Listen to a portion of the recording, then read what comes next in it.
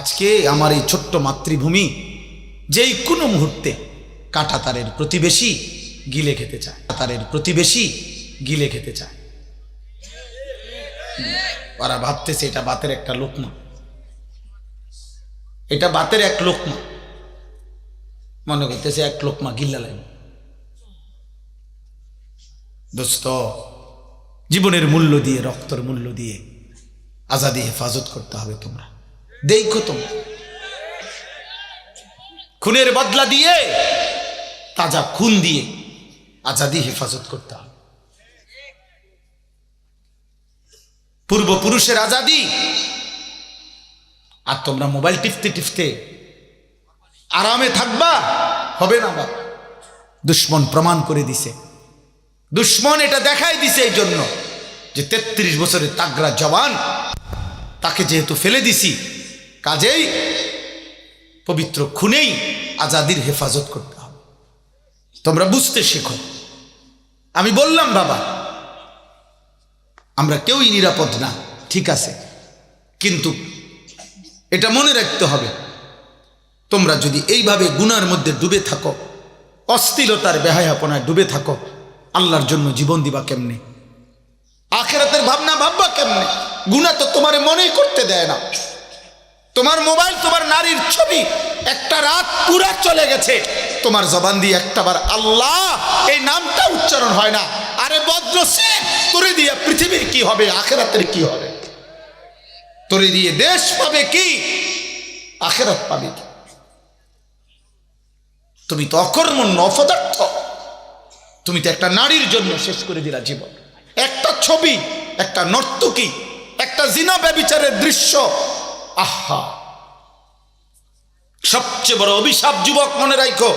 আমি বন্ধু খোলামেলা বলে গেলাম, আর যদি কোনোদিন বলতে না পারি, একবারই বললাম, প্রত্যেকটা কিশোর যুবক মনে রাখো, তোমরা যারা নারী ছবি দিবানিশি মোবাইলের অশ্লীল দৃশ্য দেখো, এই কোরআন হাতে বললাম, আগামী দিনে যদি আল্লাহ হায়াত দেয়, আর আল্লাহ যদি বিবাহের তৌফিক দেয়, স্বামী স্ত্রীর পবিত্র বন্ধনে যেই তৃপ্তি, যেই আরাম, যেই শান্তি, এই দুশ্চরিত্র লম্পট চরিত্রহীন তুমি পাবা না।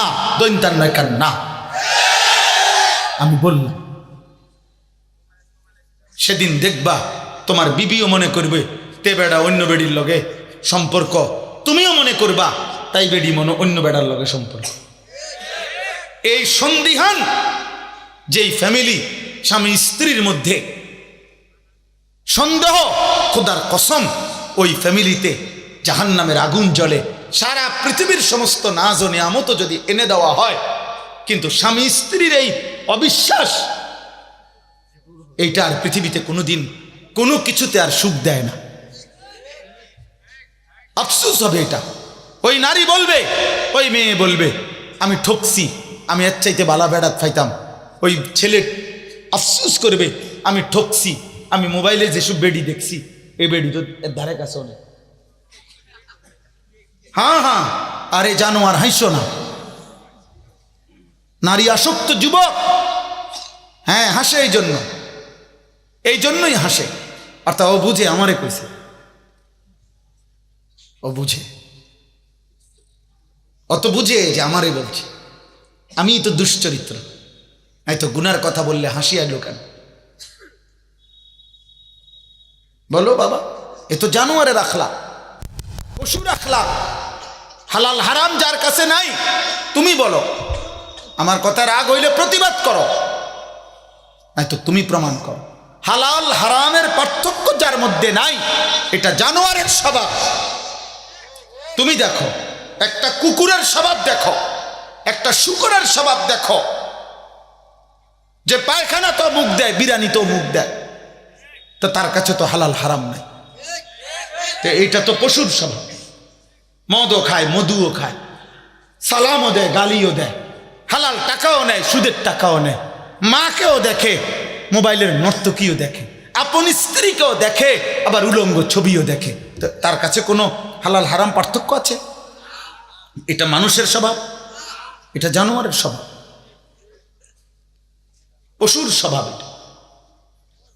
এখানেই শেষ হবে না বাবা, তুমি তো মরে যাইবা, আখিরাতে ফিরতে হবে। এবং দুনিয়ার জীবনটাও কষ্টকর হবে। আমি এই জন্য হাত জোর করে বলি, আগামীর সময়টা তোমরা কষ্ট পাইবা। তোমাদের অধিকাংশ ছেলের চেহারা দেখে বোঝা যাচ্ছে বেনামাজি। এখানের অধিকাংশ ছেলে, এখানে যদি 1000 ছেলে হও তো 900 ছেলের চেহারা দেখে মনে হচ্ছে বেনামাজি। কষ্ট পাইবা। আমি বলে গেলাম, আমার নাম মনে রাখো, আমার নাম আনিসুর রহমান। আজ না হয় কাল আমি চলে যাব পৃথিবী থেকে। কোন দুশ্মন হয়তো আমগরও এই পৃথিবী থেকে সরায় দিবে, তে কোনো সমস্যা। আমি বলছি সব সময় আমার ছোট্ট বুঝ, গুলি করুক আর গুম করুক, হত্যা করুক আর খুন করুক, আর যাই করুক, যে যাই করুক, শেষ পর্যন্ত আমারে আমার রবের কাছেই তো ফেরত পাঠাবে। তো আর অসুবিধা কি? তিনি ইনসাফ করবেন, তিনি তোর জুলুম করবে না, খালাস। অসুবিধা কি? যে আলিফ লাম মিম, এটা কোরআনের মুজিজা। কোরআনুল কারীমের 29টি সূরার শুরুতে এরকম অক্ষর উল্লেখ করে আল্লাহ প্রমাণ করেছেন কোরআন আমার বন্ধু মুহাম্মদের নিজের বানানো নয়, আমি আল্লাহর বানানো। আর এগুলোর অর্থ আমি আল্লাহ বলি নাই, আমার রাসূলকে কাউকে বলতে নিষেধ করেছি।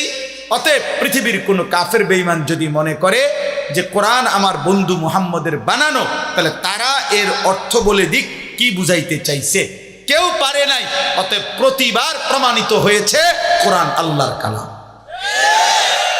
আহাসিবান নাসু আন ইউতরাকু আন ইয়াকুলু আমান্না ওয়া হুম লা ইফতানুন। এই যে কথা শেষ, শোনো ভাই, বাবা সবাই শোনেন, আমিও শুনি, আপনারাও শোনেন, সবার জন্যই সম্বোধন।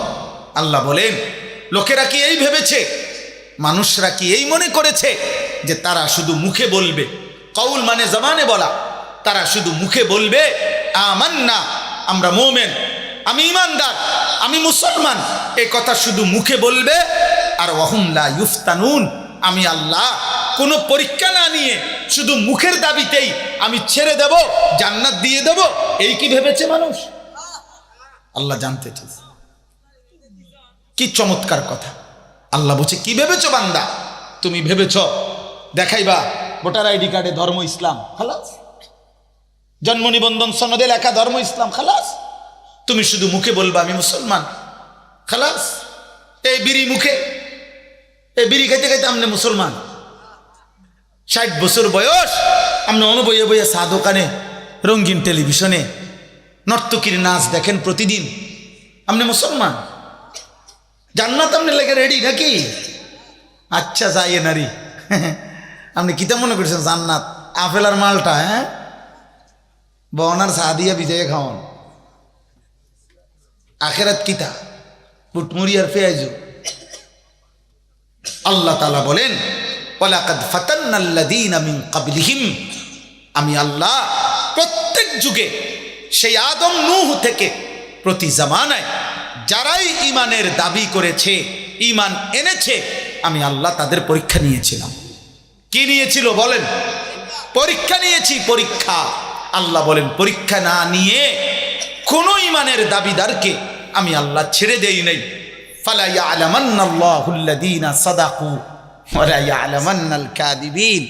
আল্লাহ তাআলা বলেন, পরীক্ষা করে আমি আল্লাহ জেনে নিয়েছি ঈমানের দাবিতে কে সত্যবাদী আর কে মিথ্যাবাদী। পরীক্ষা দিতে, পরীক্ষাটা কি? এই দুনিয়ার পুরা হায়াত আল্লাহর ইবাদত, আল্লাহর হুকুম, এটাই পরীক্ষা। প্রতিবার নামাজের ওয়াক্ত, এটাই পরীক্ষা, আমি পড়ছি না ছেড়ে দিচ্ছি। প্রতিবার হালাল হারামের মুহূর্ত, পরীক্ষা, আমি আল্লাহর হুকুম পালন করছি নাকি অবাধ্যতা করছি। প্রতিবার নারী সামনে আসলে, মোবাইলে হোক আর রাস্তায় হোক, বাড়িতে হোক ঘরে হোক, পরীক্ষা, আমি কি দেখছি না চোখ নামাচ্ছি, খালাস। প্রতিবার টাকা সামনে আসলে পরীক্ষা, আমি কি হালাল নিচ্ছি না হারাম নিচ্ছি। খাবার সামনে আসলে পরীক্ষা, আমি কি হালাল খাচ্ছি না হারাম খাচ্ছি। সোজা কথা, মৃত্যু পর্যন্ত আমাদেরকে পরীক্ষা দিতে হবে। দুনিয়া দারুল মিহান, দুনিয়া দারুল ইমতিহান, দুনিয়া দারুল আমাল। দুনিয়া হচ্ছে পরীক্ষার ঘর, দুনিয়া হচ্ছে আমলের ঘর, দুনিয়া হচ্ছে মেহনতের ঘর।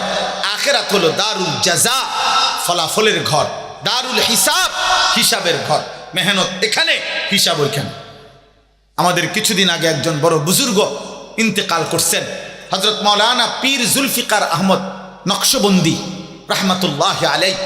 এই মহান বুজুর্গ পৃথিবী বিখ্যাত মানুষ ছিলেন।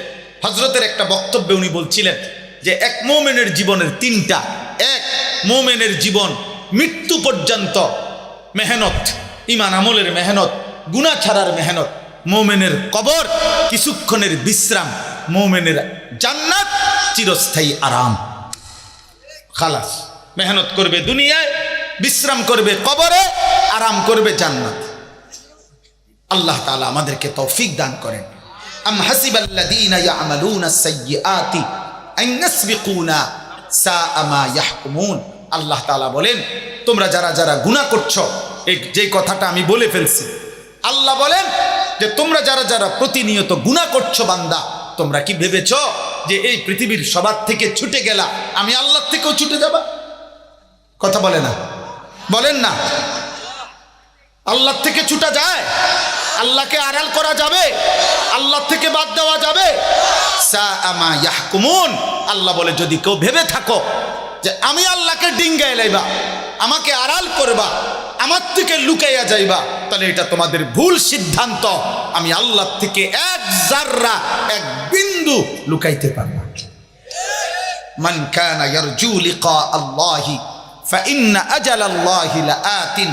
আল্লাহ তাআলা বলেন, তোমরা যারা যারা আমি আল্লাহর মুলাকাত ঈমান আমল করে করে, সেজদা গোলামি বন্দেগী করে করে, গুনাহ ছেড়ে আমি আল্লাহর সাক্ষাৎ চাচ্ছ, জান্নাত চাইতেছ, আল্লাহ বলে ফাইন্না আজালাল্লাহি লাআতিন।